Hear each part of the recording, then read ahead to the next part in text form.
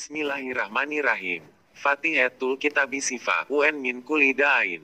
Yang artinya, surah Al-Fatihah itu adalah obat dari segala macam penyakit. Rahasia surat Al-Fatihah sebagai bacaan ruqyah. Maka dari itu, penting sekali mengetahui tafsir surat Al-Fatihah. Dalam hadis riwayat Bukhari dan Muslim, seorang sahabat berkata pada Nabi Muhammad SAW, "Wahai Rasulullah, aku tidaklah meruqyah kecuali dengan membaca surat Al-Fatihah." Rasulullah SAW lantas tersenyum dan berkata, "Bagaimana engkau bisa tahu Al-Fatihah adalah ruqyah?" Maksudnya Al-Fatihah bisa digunakan untuk meruqyah. Beliau pun bersabda, "Ambil kambing tersebut dari mereka dan potongkan untukku sebagiannya bersama kalian." Tafsir surat Al-Fatihah juga dibaca pada setiap sholat umat muslim. Bahkan, membaca surat Al-Fatihah menjadi syarat sahnya sholat.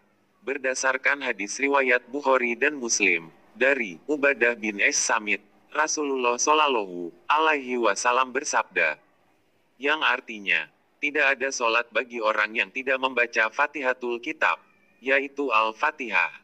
Yuk pahami tafsir surat Al-Fatihah dengan sepenuh hati. Bahwasanya Rasulullah SAW bersabda, Allah berfirman, "Aku membagi sholat antara diriku dan hambaku menjadi dua. Untuk hambaku apa yang dia minta. Apabila hambaku membaca Alhamdulillahirabbil alamin, maka Allah Ta'ala berfirman, hambaku memujiku. Apabila hambaku membaca Ar-Rahmanir-Rahim, maka Allah Ta'ala berfirman, hambaku mengulangi pujian untukku. Apabila hambaku membaca Maliki Yaumiddin, maka dijawab, hambaku mengagungkanku. Dalam riwayat Yain, Allah berfirman, hambaku telah menyerahkan urusannya kepadaku. Apabila hambaku membaca Iyyaka na'budu wa iyyaka nasta'in, Allah Ta'ala berfirman, ini antara diriku dan hambaku dan untuk hambaku sesuai apa yang dia minta. Apabila hambaku membaca Lina siratal mustaqim dan seterusnya, sampai akhir surat, maka Allah Ta'ala berfirman, ini milik hambaku dan untuk hambaku sesuai yang dia minta. Hadits riwayat Imam Ahmad dan Imam Muslim.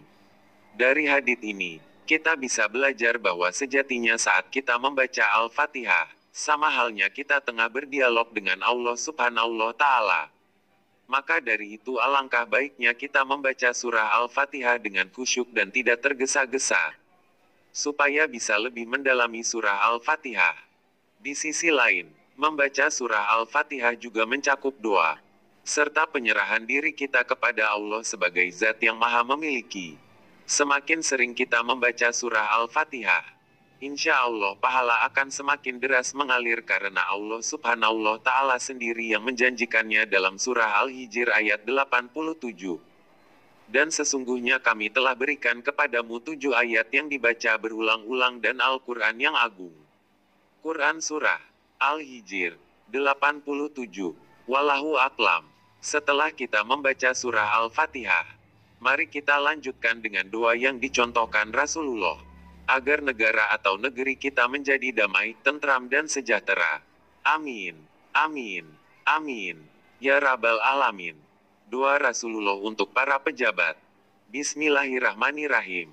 Ya Allah, siapa yang mengemban tugas mengurus umatku kemudianlah menyusahkan mereka, maka susahkanlah dia. Dan siapa yang mengemban tugas mengurus umatku dan memudahkan mereka, maka mudahkanlah dia. Hadits riwayat Muslim dan Ahmad.